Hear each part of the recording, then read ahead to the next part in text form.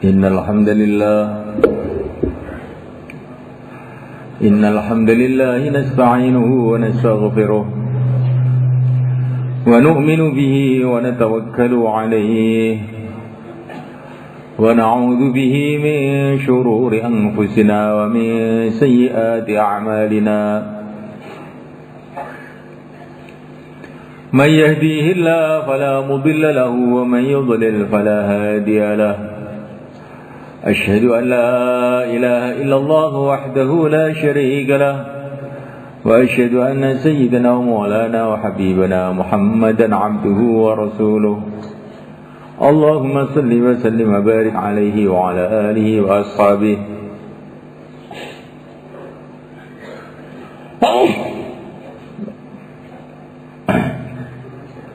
والتابعين لهم إلى يوم القيامة. أما بعد. Hadirin yang dimuliakan Allah SWT,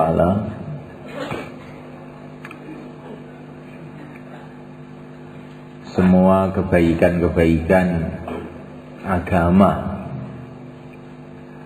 yang Allah datangkan ke dunia ini, semua kebaikan-kebaikan agama dengan wujudnya para ulama, wujudnya para aulia, wujudnya pejuang-pejuang,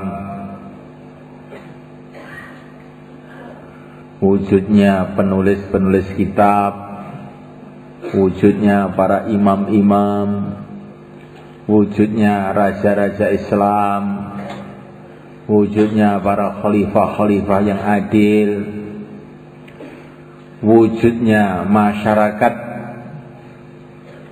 yang luar biasa, masyarakat yang tidak pernah terjadi di alam dunia itu kejadian seperti itu.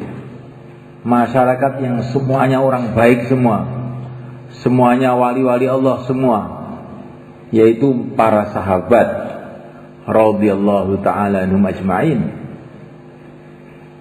Wujudnya masjid-masjid, wujudnya madrasah-madrasah, wujudnya santri-santri, semua kebaikan-kebaikan agama yang ada di alam semesta ini sumbernya itu satu saja asalnya, yaitu perjuangan yang mulia baginda Muhammad SAW. Dan perjuangan baginda Nabi SAW itu dimulai dengan dakwah. Maka dakwah itu sumber segala kebaikan. Wujudnya para sahabat, wujudnya Sayyidina Abu Bakar As-Siddiq radhiyallahu ta'ala anhu, wujudnya Sayyidina Umar bin Khattab radhiyallahu ta'ala anhu, wujudnya Sayyidina Utsman bin Affan radhiyallahu ta'ala anhu, wujudnya Sayyidina Ali bin Abi Thalib radhiyallahu ta'ala anhu, wujudnya para wali-wali Allah semua, para khalifah-khalifah, para ulama-ulama, pesantren-pesantren, madrasah-madrasah, masjid-masjid, wujudnya orang Islam di Jazirah Arab, di luar Jazirah Arab, di Jawa, di Madura, di mana saja, sumbernya yang satu saja, asbabnya satu. Itulah perjuangan yang mulia baginda Muhammad SAW. Di mana perjuangan beliau ini dimulai dengan dakwah, ayuhan nas qulu la ilaha illallah tuflihu, hai manusia katakanlah la ilaha illallah, kamu akan sukses.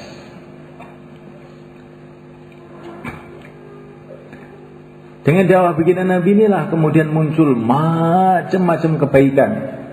Dan terus akan bersambung-sambung kebaikan ini sampai menjelang hari kiamat nanti.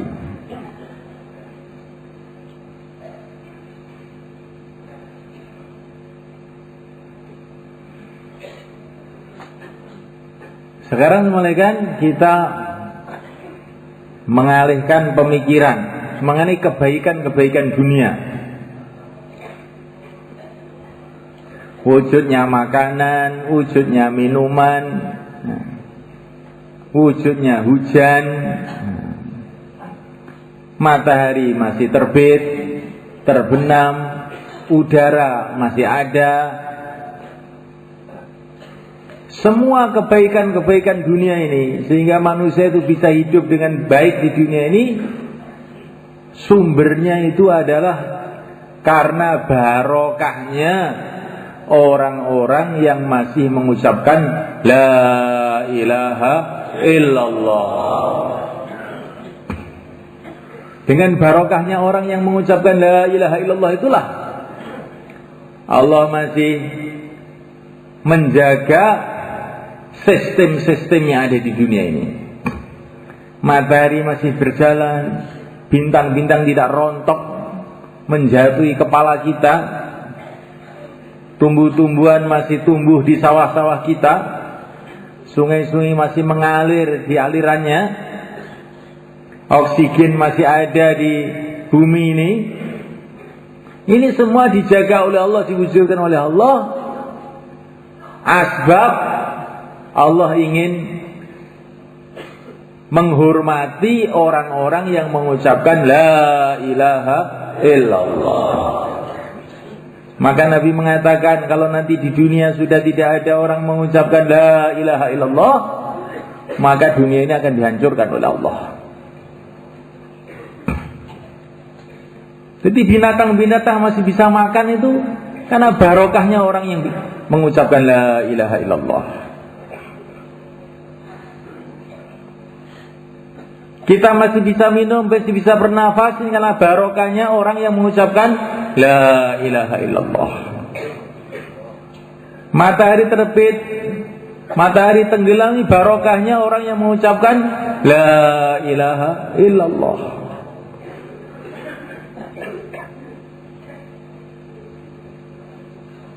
Orang sekarang memahami kehidupan. Kenapa manusia masih hidup? Karena masih ada makanan, masih ada minuman, masih ada ini. Iya.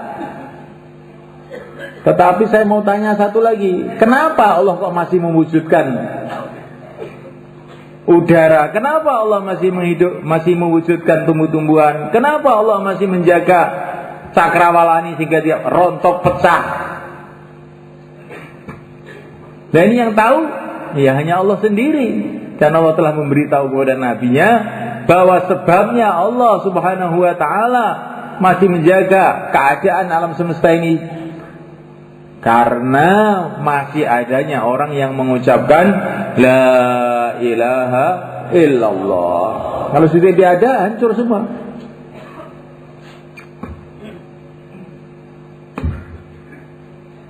Maka orang itu kalau mengucapkan la ilaha illallah, barokahnya itu sampai ke langit, ke bumi, ke matahari, ke bulan, ke tumbuh-tumbuhan, kepada binatang-binatang di daratan, di lautan. Barokahnya itu gak karu-karuan. Maka orang yang mengucapkan la ilaha illallah itu seolah-olah dia itu sedekah kepada seluruh makhluk yang ada di dunia ini.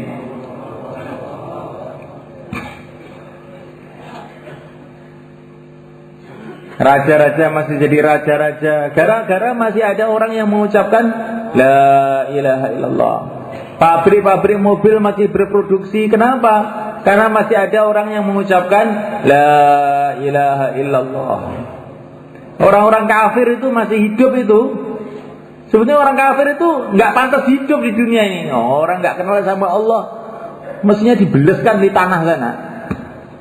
Kok masih bisa hidup? Ini gara-gara nebeng barokahnya ahli la ilaha illallah. Dan wujudnya ahli la ilaha illallah ini berkah dakwahnya Nabi. Ayyuhan nas qulu la ilaha illallah. Jadi kalau orang mengucapkan la ilaha illallah itu seolah-olah berbuat baik pada seluruh alam semesta. Lah orang yang mengajak orang mengucapkan la ilaha illallah itu terus kayak apa itu Pak pahalanya? Oh, nggak bisa dihitung itu. Sudah nggak bisa dihitung.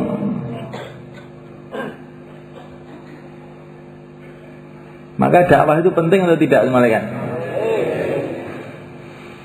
Kalau dakwah itu memang penting, maka kita semua siap waktu 4 bulan untuk menghidupkan dakwah. Insyaallah, malaikat? Karena orang merasa pertanian itu penting, maka hari-hari ke sawah, bertahun-tahun ke sawah. Lah kalau memang dakwah itu penting, ya hari-hari dakwah, fatihahnya minimal 4 bulan. Ini belum kok sudah taskil. Emang gini. Ini taskil terusin nanti bayarnya ini.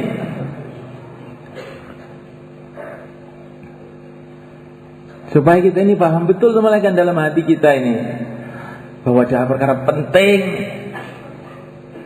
Dakwah itu perkara penting, diberikan oleh Allah kepada orang-orang penting, yaitu para nabi, para rasul, dan orang-orang yang mengikuti mereka adalah orang-orang yang penting juga di sisi Allah Subhanahu wa taala.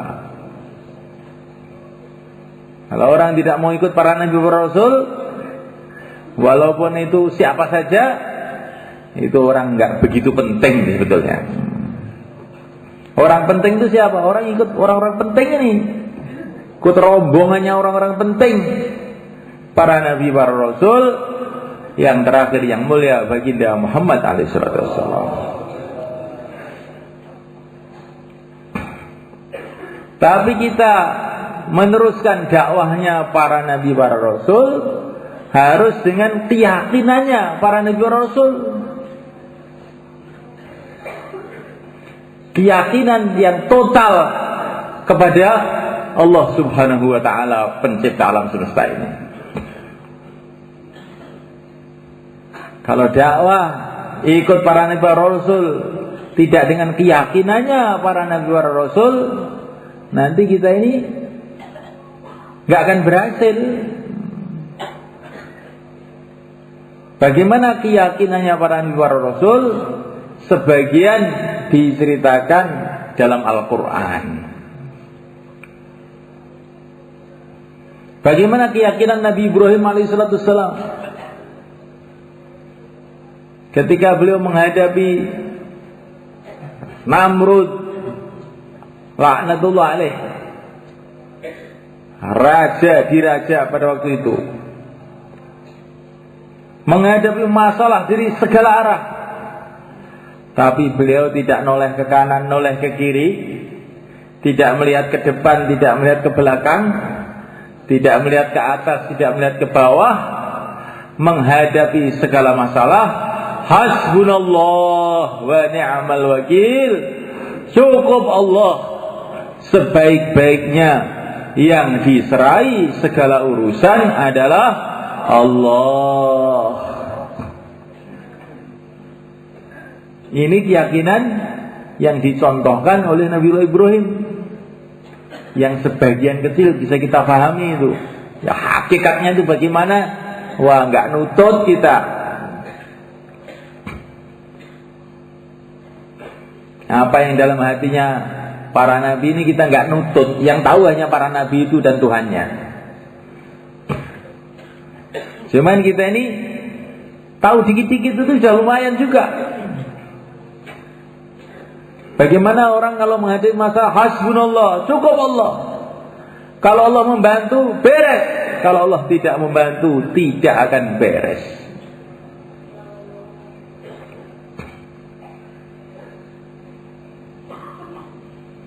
Ini keyakinan. Kalau keyakinan salah itu, kalau ada uang, beres. Tidak ada uang, tidak beres. Ini keyakinan salah. Kalau ada pendukung, orang-orang mendukung saya, beres. Kalau orang-orang tidak mendukung saya, tidak beres. Ini keyakinan salah. Karena manusia itu hanyalah makhluk-makhluk Allah, tidak berkuasa apa-apa. Yang menciptakan manusialah yang berkuasa. Raja-raja tidak kuasa, yang menciptakan raja-raja yang berkuasa. Amerika tidak berkuasa, yang menciptakan Amerika lah yang berkuasa. Menghadapi masalah, hasbunallah, cukup Allah. Kalau Allah menolong, beres. Kalau Allah tidak menolong, bagaimana akan jadi beres? Ini keyakinan yang diajarkan oleh Nabi Ibrahim alaihissalam.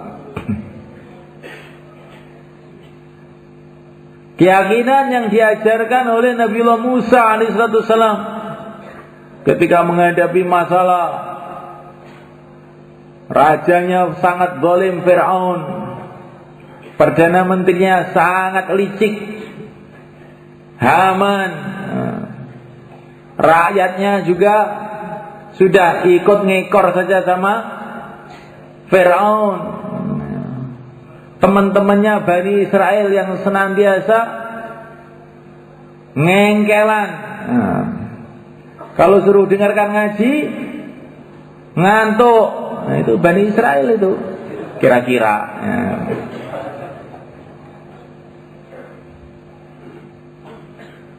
Pokoknya masalahnya itu sudah datang dari segala arah. Tapi Nabi Musa yakinnya sahih, lurus. Wa ufawwidu amri ila Allah. Innallaha basirun bil ibad. Aku serahkan segala urusanku kepada Allah. Sesungguhnya Allah Maha tahu dengan seluruh hambanya. Fawaqahu Allahu sayyi'ati ma makaru wa haqa bi ali fir'auna su'ul 'adzab. Ketika Nabiullah Musa mengatakan yang demikian ini, maka dijaga oleh Allah. Orang-orang yang ingin berbuat buruk sama beliau tidak bisa. Kemudian musuh-musuhnya dihancurkan oleh Allah. Jadi untuk menghancurkan musuh-musuh Islam itu bukan dengan bom, bukan dengan bedil, dengan keyakinan yang sahih, keyakinan yang lurus. Wa ufawwidu amri ilallah. Aku serahkan segala urusanku kepada Allah. Innallaha basirun bil ibad. Allah Maha tahu kepada seluruh hambanya. Langsung hancur semua musuh-musuh Islam. Tapi kita ini tiru-tiru pemikiran-pemikiran orang materi. Untuk supaya kita bisa menang, jumlahnya harus banyak. Supaya kita menang, kita harus punya ini, kita harus. Bukan, itu nomor 30. Supaya kita menang, satu yang paling penting, bagaimana Allah Subhanahu wa taala membela kita. Dan kita tidak akan dibela oleh Allah kalau yakinnya tidak benar dan amalannya tidak benar. Itu tertib Allah begitu.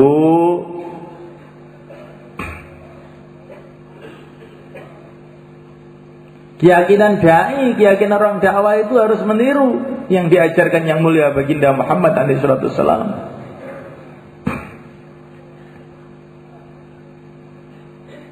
Ketika beliau dikepung oleh orang-orang Quraisy di Gua Thaur bersama Sayyidina Abu Bakar As-Siddiq radhiyallahu ta'ala anhu, apa yang beliau katakan? La tahzan, innallaha ma'ana. Jangan kamu bersedih hati, Allah bersama kita. Langsung datang pertolongan Allah. Usaha-usaha orang kafir untuk mencelakakan Nabi gagal semuanya. Kita harus belajar punya keyakinan seperti yang telah diajarkan oleh Nabi ketika di Uhud. Depannya orang kafir, belakang, kanan, kiri mengepung beliau. Maka beliau berteriak, Iyyaka na'budu wa iyyaka nasta'in. Hanya Engkau ya Allah yang aku sembah, hanya Engkau ya Allah yang aku mintai tolong. Langsung orang kafir itu terlempar semuanya. Ini keyakinan seorang yang mau meneruskan perjuangan Nabi itu harus sebagaimana keyakinan yang telah diajarkan oleh orang-orang mulia ini.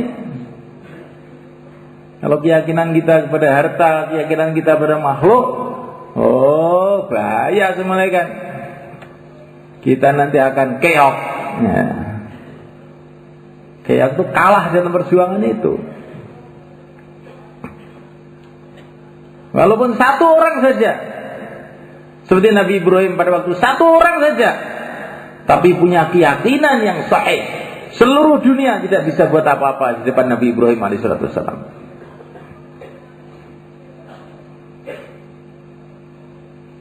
Nah, mulai kan Allah Ta'ala, keyakinan ini penting mulai kan.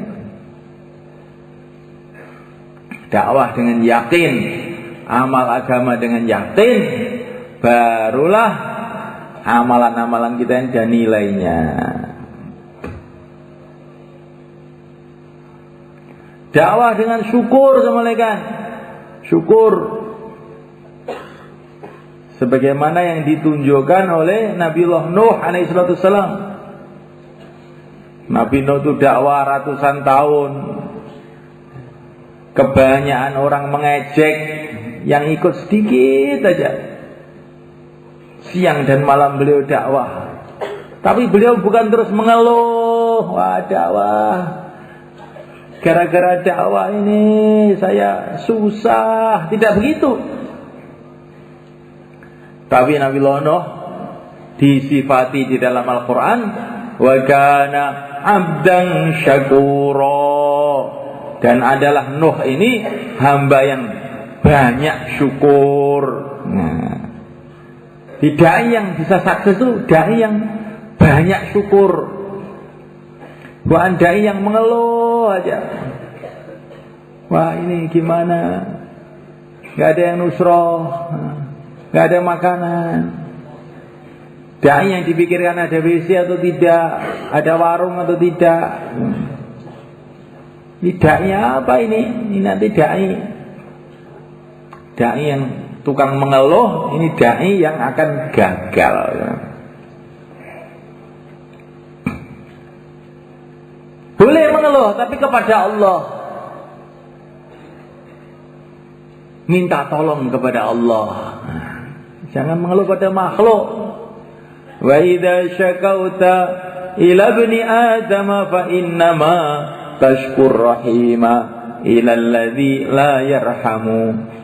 Kalau kamu mengeluh kepada anak Adam, sama saja kamu itu melaporkan Allah yang Maha Agung, yang Maha Rahman, Maha Rahim. Kamu laporkan kepada anak Adam yang gak punya apa-apa. Allah itu yang Maha kasih sayang pada hambanya. Lah kok malah kamu laporkan kepada hamba-hamba yang tidak punya sayang sama kamu?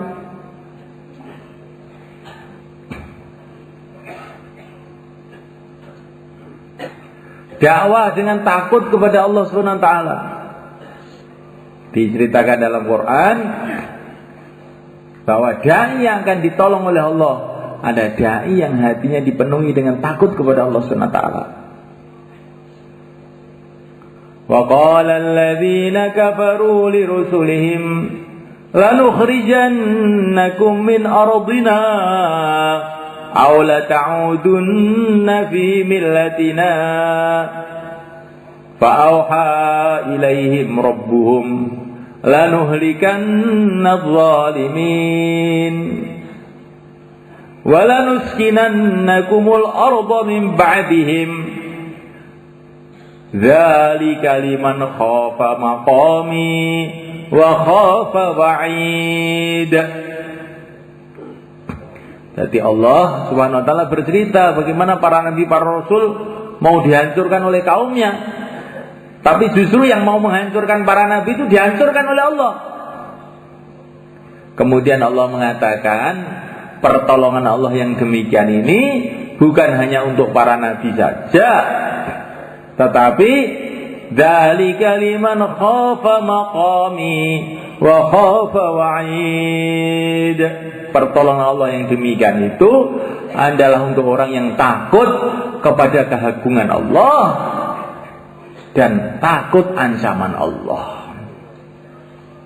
Jadi orang dakwah itu kalau takut pada makhluk itu nanti malah kalah kan. Tapi kalau orang dakwah ini takutnya kepada Allah, nanti bagaimana Allah? Nah ini nanti ini justru menang. Satu hari Sayyidina Abdullah bin Umar radhiyallahu ta'ala anhu dalam perjalanan, rombongan banyak, tiba-tiba rombongannya berhenti. Beliau di belakang, maka beliau tanya, ada apa berhenti? Itu di depan ada singa, ada harimau, dekem di tengah jalan. Oh gitu. Maka langsung Abdullah bin Umar radhiyallahu ta'ala turun, datang kepada harimau itu tadi. Kamu kenapa kesini harimau? Ini bukan tempat kamu di sini nih, ganggu jalan kamu di sini. Langsung dipegang oleh Sayyidina Umar telinganya, disingkirkan ke jalan. Pergi, jangan ganggu jalan. Setelah itu Sayyidina Abdullah bin Umar mengatakan, ma kadzaba fika Rasulullah sallallahu alaihi wasallam. Rasulullah tidak bohong. Rasulullah tidak bohong, kata Sayyidina Abdullah bin Umar. Dulu Rasulullah sudah pernah mengatakan kepada aku, tidak akan dikuasakan oleh Allah kepada anak Adam kecuali perkara yang ditakuti oleh anak Adam. Kalau anak Adam itu takut pada sesuatu, maka sesuatu itu justru oleh Allah akan dikuasakan kepada dia. Seumpama ibnu Adam tidak takut kecuali kepada Allah, maka tidak ada satu makhluk pun yang bisa menguasai dia. Maka ketika saya melihat pada harimau tadi, saya malu kepada Allah kalau saya takut kepada harimau ini. Maka harimau pun ditundukkan oleh Allah kepada aku. Ini bukan karena aku, karena saya ikut Rasulullah ini loh. Maksudnya Sayyidina Abdullah bin Umar itu. Saya menunjukkan harimau itu bukan karena kesaktian saya nggak punya kesaktian, tapi karena saya ikut Rasulullah, yakin dengan kata-kata Rasulullah. Yang akan dikuasakan oleh Allah kepada kamu itu perkara yang kamu takuti, maka saya hilangkan rasa takut ini, takut hanya kepada Allah. Maka harimau pun tunduk.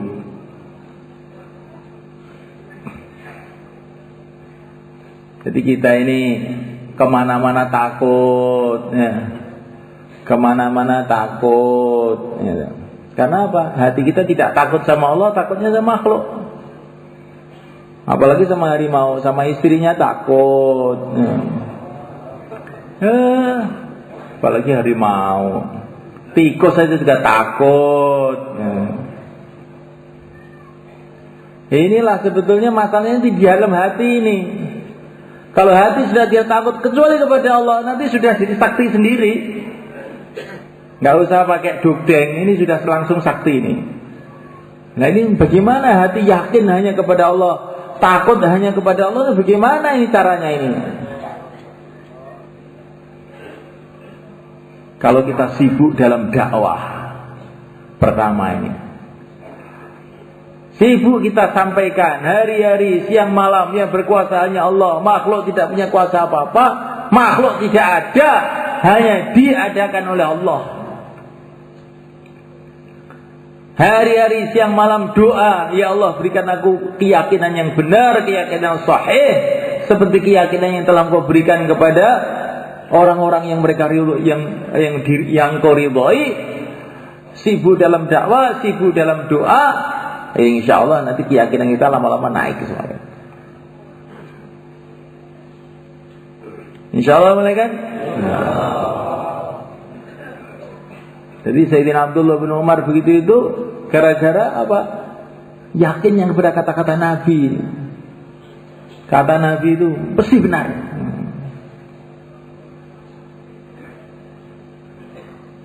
Nah, oleh karena Allah Subhanahu wa taala dakwah dengan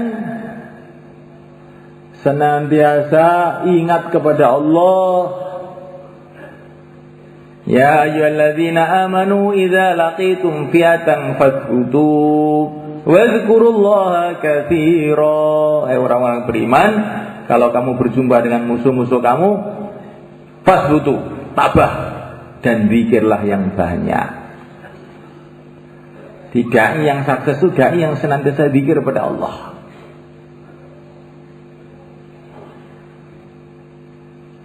Maka Sayyidina Thalha bin Ubaid dalam satu pertempuran dibacok sama orang kafir.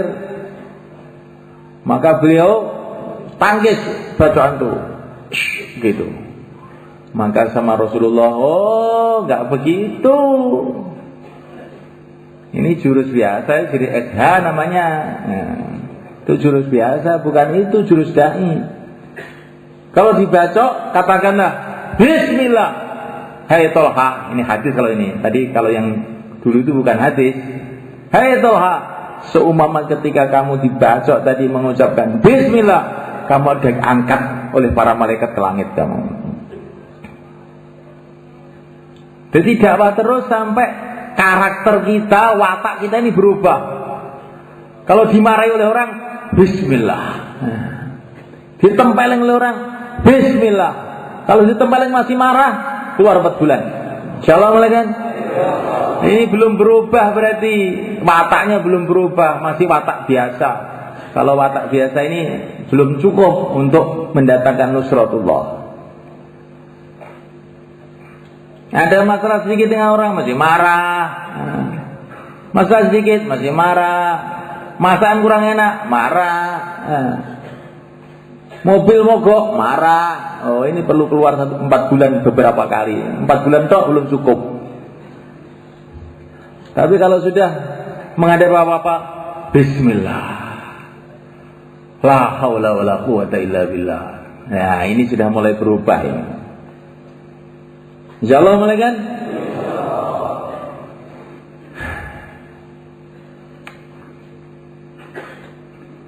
Dakwah dengan takwa, kan? Dan sabar. Allah Subhanahu wa taala mengatakan kepada para sahabat di Badar, kalau kamu sabar dan takwa akan datang para malaikat didatangkan oleh Allah untuk membantu kamu. Bala in tasbiru wa tattaqu. Kalau kamu sabar dan takwa, Allah akan datangkan malaikat-malaikat untuk membantu kamu. Sabar. Namanya perjuangan itu ya ada pahitnya, ada getirnya. Sabar. Orang yang sabar pahalanya tidak ada hitungannya. Innama yuwaffas sabiruna ajrahum bighairi hisab. Sabar. Orang yang sabar senantiasa dibela oleh Allah. Innallaha ma'as sabirin. Sabar. Sabar itu bagaimana toh? Keadaan bagaimanapun tetap istiqomah dalam agama, istiqomah dalam mendakwahkan agama, nah itu namanya sabar. Sabar itu bukan diem gitu. Kalau sabar diem itu batu-batu sabar itu namanya. Bukan sabar itu, saya sabar saja terus tidur. Itu bukan sabar namanya. Walaupun menantang, tantangan datang dari segala arah, tetap istiqomah. Nah, itu namanya sabar. Insyaallah mulai kan? Dan takwa, takwa itu tidak buat maksiat.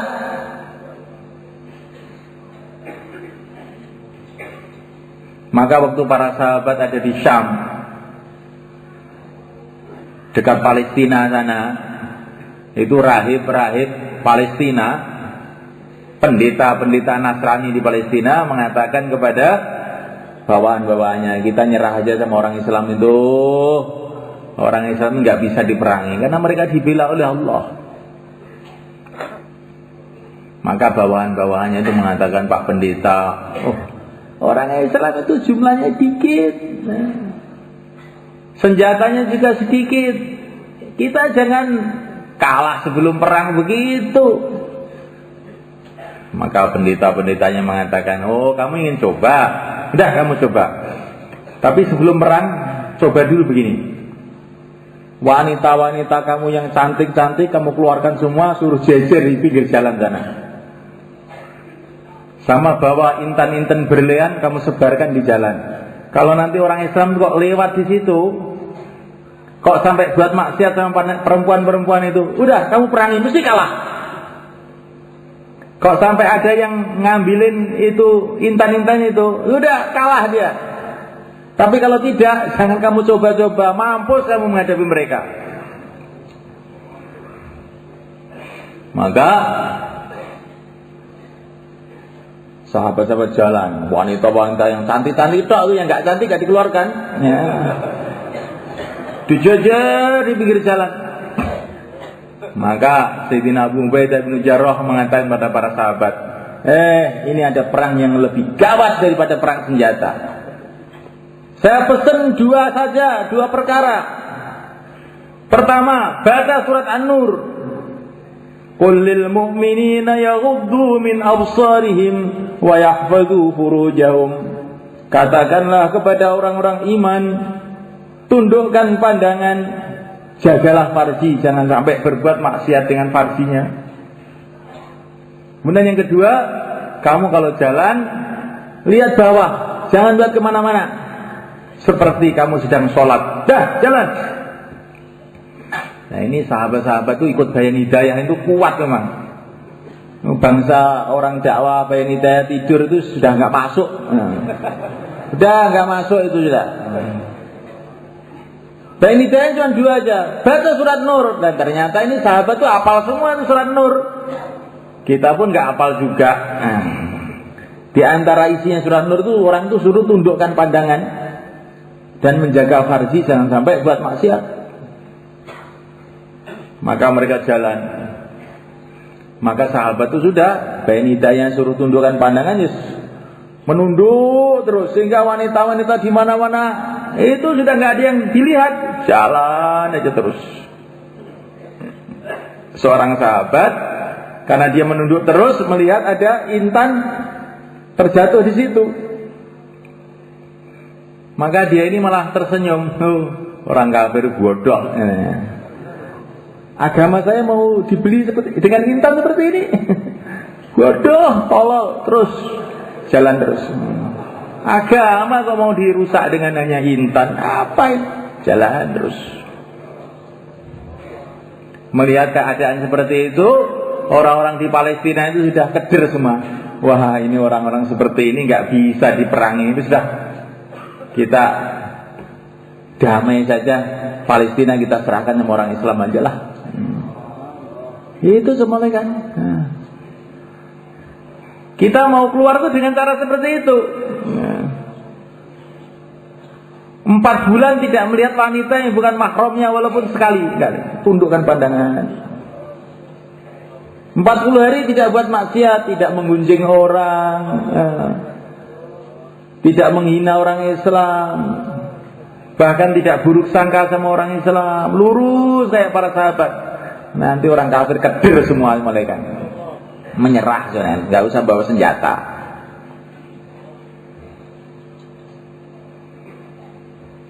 Dakwah dengan sayang kepada umat mereka,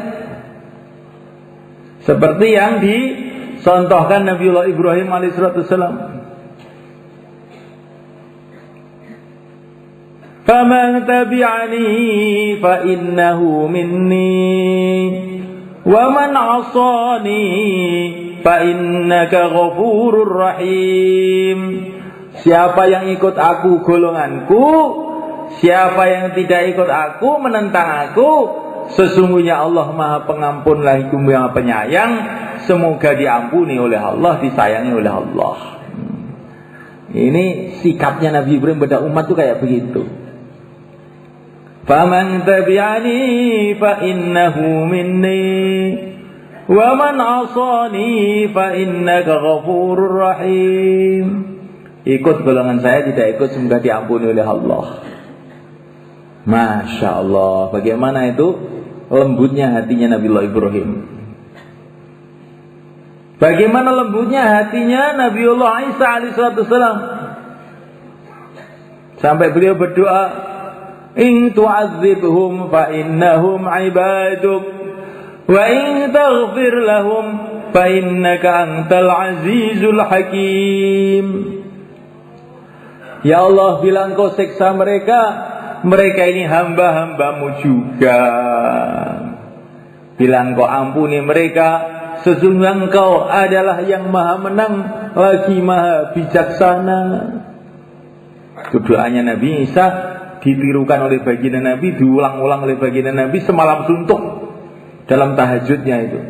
In tu'adzibhum fa innahum ibaduk wa in taghfir lahum fa innaka antal azizul hakim. Diulang-ulang semalam suntuk oleh baginda Nabi saat subuh.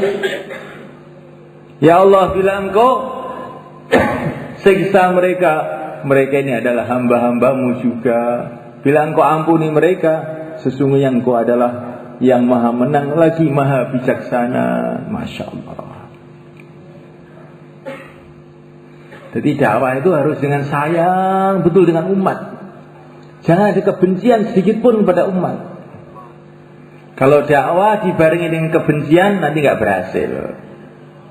Nah, dakwah itu asasnya adalah menyayangi umat.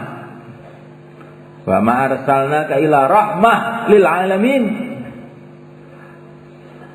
Tidaklah aku utus engkau wahai Muhammad kecuali rahmat untuk seluruh alam, menyayangi. Nah, Nabi itu diutus untuk menyayangi. Kita kalau mau meneruskan perjuangan Nabi, maka hati kita harus dipenuhi dengan sayang pada umat.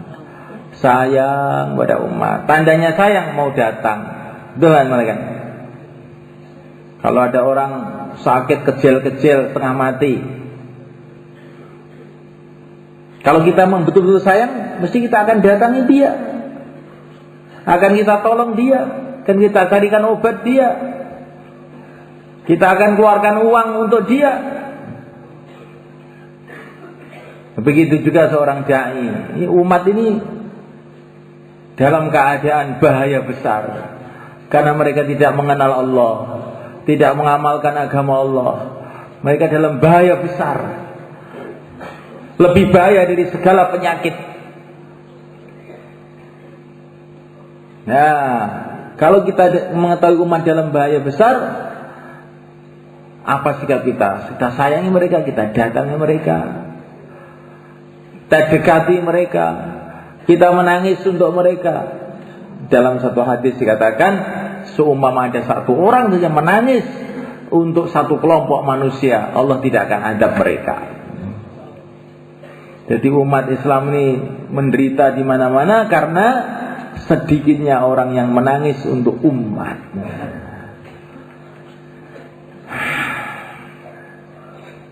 Dakwah dengan mujahadah semua kan.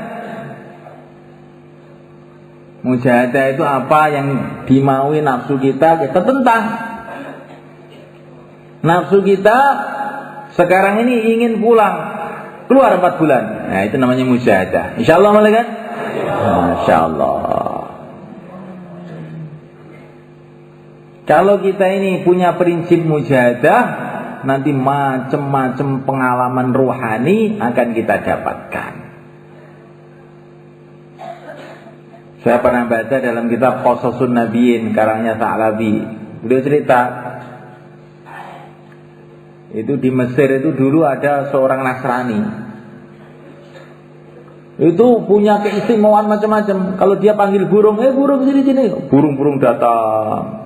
Kalau ada orang sakit, kasih air itu sudah sembuh. Sehingga seorang ulama ini, wah ini bahaya, ini bisa merusak umat Islam nih orangnya. Maka ulama tadi datang ke orang Nasrani tadi. Dia pikiran. Dia pun dalam hati itu pikirannya, kalau dia tidak mau masuk Islam, akan saya habisi sudah. Maka dia masuk ke situ. Hai pendeta, saya datang ke sini untuk ngajak kamu masuk Islam. Maka orang Nasrani itu dengan mudahnya, iya, saya masuk Islam sekarang juga. Oh, yang benar. Oh. Ini jangan main-main. Saya tidak main-main. Ini benar betul. Kok bisa begitu? Gimana? Saya ini punya amalan Pak Kiai. Amalannya apa? Pokoknya apa nafsu saya tentang. Ketika saya punya amalan, semua nafsu saya tentang. Allah tundukkan burung, tundukkan binatang-binatang, tundukkan penyakit kepada saya. Ketika Pak Kiai datang ngajak saya masuk Islam, saya tanya nafsu saya, mau nggak? Tidak mau. Maka saya tentang, saya masuk Islam sekarang juga. Di orang itu kalau berani menentang nafsunya, nanti dapat hidayah. Dan Allah akan kasih dia macam-macam keistimewaan. Mari kita tentang nafsu kita saat ini. Insyaallah mereka. Awal memulai ini supaya kita terbiasa menentang nafsu ini, kita bangkit untuk kerja dakwah ini, siapkan waktu, awalnya 4 bulan. Bismillah. Silahkan berdiri. Monggo, sing niat berdiri, jangan pindah dulu, berdiri dulu. Ini tertibnya malam ini itu, berdiri. Yang mau keluar 4 bulan, berdiri dulu. Berdiri. Mana bagian catat? Berdiri dulu. Yang niatnya 40 hari, sekarang 4 bulan. Silakan berdiri.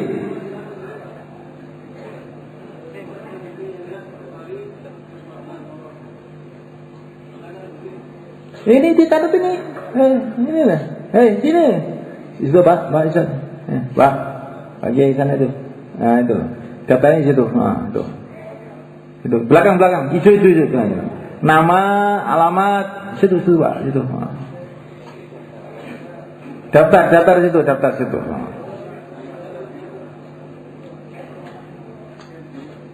Cash ini. Wow, cash apa tidak? Ini cash ini.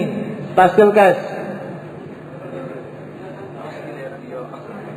Ini cash sekarang. Besok keluar. Bismillah. Yang niat 40 hari sekarang dinaikkan 4 bulan. Insya Allah dengan 4 bulan nanti, dengan kita menahan nafsu kita, menolak keinginan hawa nafsu kita akan banyak punya pengalaman mulai.